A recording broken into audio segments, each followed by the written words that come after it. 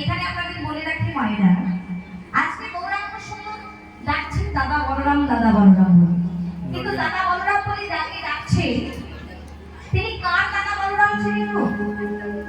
কার দাদা ছিলেন? শ্রীকৃষ্ণের দাদা হচ্ছেন বলরাম। তাহলে সেটা তো দাপর যুগের কথা হয়ে গেল, সেটা তো দাপর যুগের কথা, কিন্তু এটা তো কলিযুগ। বলে এই কলিকালে আজকে গৌর সুন্দর কাকে ডাকছে এমন করে আকুল করতে ব্যাকুল হয়ে মা কাজ করে ডাকছে দাদা বলরাম, দাদা বলরাম বলে কাকে ডাকছে? হে ভক্তবন্ধু, আসুন এটা ডাকতে হলে আমাদেরকে এখন যেতে হবে বীরভূম জেলা।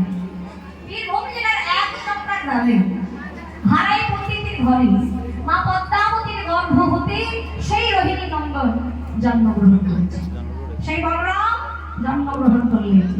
আজকে হারাই পণ্ডিতের মনে বড় আনন্দ। আর মা পদ্মাবতী সন্তানের নামকরণ করছে, বাবা আদর করে সন্তানের নাম দিয়েছে কুবের। দেখো নাম দিয়েছে কুবের। এখানে বলে রাখি মায়েরা, মা পদ্মাবতী এই কুবেরের জন্ম দেওয়ার আগে আজকে ও মায়েরা কি হলো, একটু শান্ত হয়ে বসতে হবে।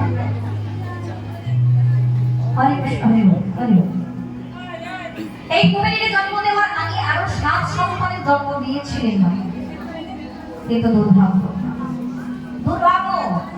সেই 7টি সন্তানকে তিনি জোরের হাত থেকে রক্ষা করতে পারেন। তাই তিনি কখনো কারোর মুখে শুনেছিলেন এই কুবের ভয় জোরেরও সাধ্য নেই যে তাকে গ্রাস করবে। তাই লক্ষ্য করুন, তার 8ম গম্ভীর সন্তানের নামকরণ করলেন না, আদর করে সন্তানের নাম দিয়েছেন কি? নাম দিলেন কুবের। আর দেখুন সেই কুবের ধীরে ধীরে বড় হচ্ছে, ছোট্ট কুবের অতি ভক্ত। ঠিক যখন বাবা 6 বছর বয়স হয়েছিল, এই খেলার এই ছোট্ট কুবেরের খেলার ধরনটা পাল্টে গেছে। সে কখনো খেলছে রামায়ণের খেলা, আবার কখনো খেলে মহাভারতের খেলা। যে বাচ্চার বয়স 6 বছর, ভেবে দেখুন আমাদের প্রত্যেকের ঘরে বাচ্চা রয়েছে, সন্তান রয়েছে। এই ছোট্ট বালক যার বয়স মাত্র 6 বছর খেলা খেলছে রামায়ণের খেলা, মহাভারতের খেলা। কারণ মহাজন বললেন, তুমি যদি ছাড়া মাথা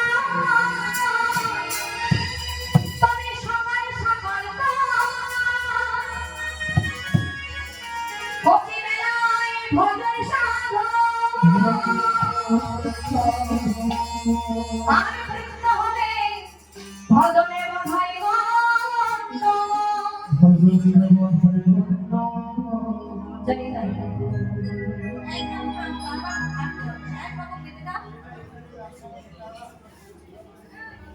জানি তাই, হরে কৃষ্ণ।